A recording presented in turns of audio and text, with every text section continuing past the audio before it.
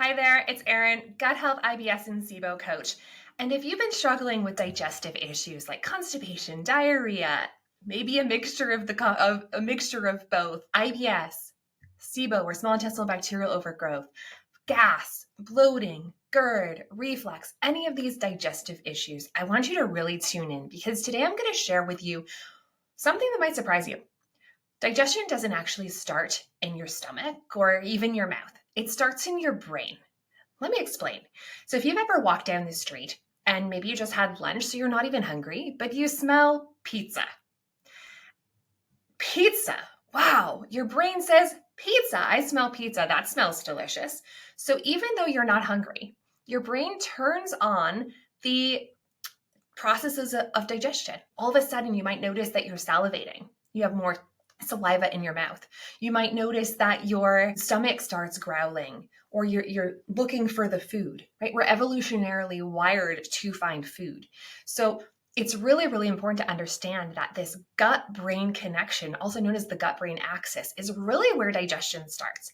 And if we're missing this key critical piece, we are starting with way too complex solutions when maybe the solution is actually much simpler. So if you feel like you've been doing everything right and you're still struggling with digestive issues, this might explain why. This gut-brain connection is so very important. Your gut and your brain are in constant connection through the vagus nerve. When you see, when you smell, or when you even think about food, your brain sends signals to prepare your entire digestive system for digestion. This triggers the release of digestive enzymes, increases stomach acid production, and primes your gut for the incoming meal. It gets your gut ready for food and digesting the food. So this is why your mouth might water when you smell something delicious. Your brain is literally turning on your digestive processes before you even take a single bite. Your nervous system has two primary modes, sympathetic and parasympathetic. The sympathetic nervous system is your fight or flight. Fight, flight, or freeze, there's danger. Chronic stress will also activate us in the sympathetic nervous system state or keep us stuck there. On the other hand, we have the parasympathetic state. This is also known as rest and digest. And when you're stressed, when you're rushed, when you're anxious, your body enters this sympathetic mode, which is really an evolutionary response for survival. Except when you're in this sympathetic state, your body diverts resources away from digestion to prepare for perceived danger. It's getting ready to run away from the lion, not digest your food. So these are some things that happen. We have decreased digestive enzyme production. We have reduced stomach acid, which is needed to break down proteins. We have slowed motility. Motility is the speed at which food moves through your entire digestive system. So if we are stressed, we might have slowed motility. We also have blood flow that's directed away from our digestive organs towards our limbs so that we can run away from danger. So many of my clients are unknowingly eating most of their meals in the sympathetic state, whether they're dealing with angry or tired children at dinner time or they're drinking a smoothie while avoiding traffic on their way to work. We have to think about how we're going to deal with this sympathetic state so we can get into the parasympathetic rest and digest state when we're eating. If we're sitting at the table and we're watching TV or watching something on the news that's alarming or scary, or we're scrolling through social media, comparing our bodies to all of the people on the internet, right? These are putting us in a sympathetic state. They are not helping us rest and digest. So when digestion is compromised like this, due to some of the things that we may unknowingly be doing, even the healthiest foods can contribute to symptoms. So I had a client recently who went on vacation, and I was just talking with her yesterday. She said, Erin, when I was on vacation, I was eating the exact same foods and I felt so much better. And I asked her, why do you think that is? And so she listed all of the things. And I said, that's so interesting. The thing that you failed to mention is the fact that you were relaxed and not stressed. And she's like, it was a light bulb moment for her. Right? This stressed state in our society, we're constantly in a sympathetic state, constantly stressed. We need to learn to calm down and get into the parasympathetic nervous system state or the rest and digest state when we eat so that we can optimize digestion. So when you're in a parasympathetic nervous system state, when you eat, rest and digest, this is really going to allow us to properly digest our food. So when you're calm and you're relaxed, your body produces more stomach acid and enzymes so you can properly digest your food.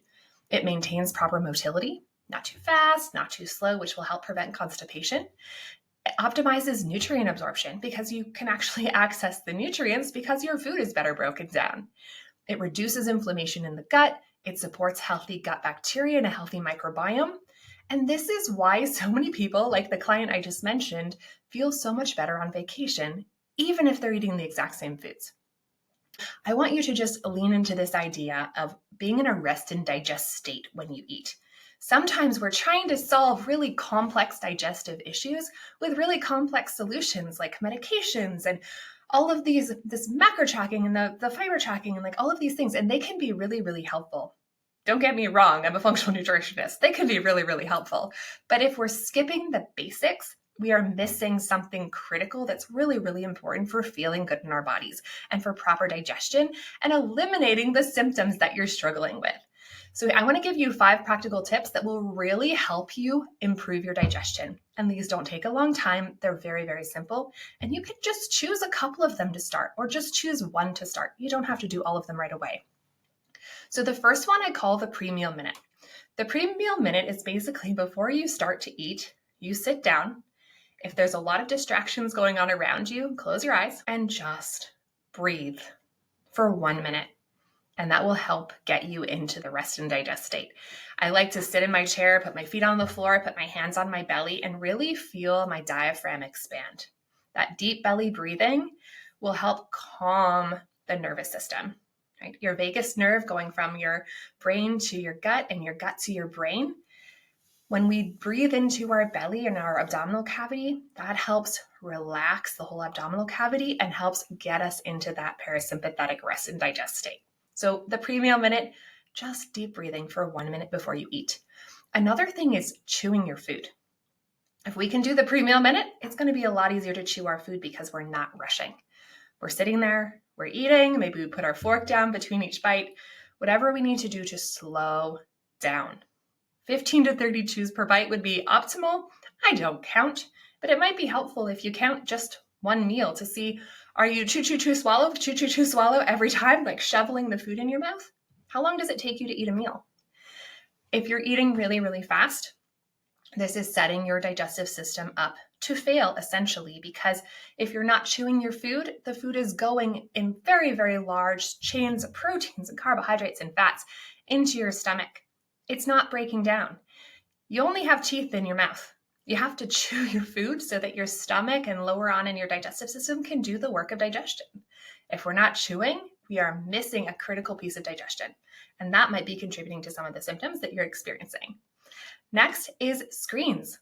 Like I mentioned before, screens can be very activating. They can be distracting. They take our mind and our focus away from the meal that we're eating. When we're eating, we want it to be a sensory experience. We want to smell, we want to taste, we want to feel the food. That really, really helps with digestion. Think about it like this. If you are cooking a meal at home where you're chopping the vegetables, you're cooking the food, you're smelling it cooking, that's a full body sensory experience. Maybe you're tasting some of the sauce that you're making to make sure it's just perfect. Right? That touch, that taste, that smell, that is all getting your body ready for digestion. On the other hand, if we're just driving in the car, we pull up to a drive-through, we get our food, we put it in the car, and we start eating it right away, where's the sensory experience? We just missed the boat. We didn't smell it, we didn't taste it, we didn't touch it. We didn't prepare our body for digestion. So even if you were to drive through the drive-through, you can still smell your food, taste your food, touch your food, get that sensory experience. Slow down. Eat at a table, not in the car, not looking at a phone. Eliminating distractions can really help with digestion. Not always possible. I'm a mom of 3. My kids play sports. We're constantly running around, but do the best you can. Many of these things can be done no matter where you are. Next up is gratitude. Taking a moment to just be thankful for the food that you're about to eat can also help you drop into that rest and digest state. And thing number 5, bitter foods or herbs. These can really help prepare your body for digestion because these bitter greens, bitter herbs, they can really prime digestion, especially if you're stressed, to help with enzyme release, to help with stomach acid. All these things matter. So, just to recap, your digestion doesn't exist in isolation from your body and your mind. It is very much affected by the gut-brain connection. And if we can drop into that parasympathetic rest and digest state when we eat, we're going to solve a lot of the problems that so many of my clients experience with gas and bloating and indigestion and reflux and IBS and all of these things. We don't have to solve complex problems with complex solutions. Sometimes it's the simplest solutions that make the biggest difference. The key here is consistency. We just have to do them and practice them over and over again and not beat ourselves up and make ourselves more stressed when you don't get it right every time. That's unrealistic. But if you can do these things most of the time, you're going to be miles ahead as far as digestion is concerned and feeling good and reducing symptoms. So this is why a holistic approach to gut health is so very important, and why sometimes a solution to digestive issues isn't actually found on your plate. It's found in your nervous system. If you found this helpful, I want you to like it, I want you to subscribe, and I want you to grab the guide below called Say Goodbye to Gas and Bloating, where I'm going to show you 5 simple ways to improve gas and bloating using a holistic, functional approach. We'll talk to you soon, friends.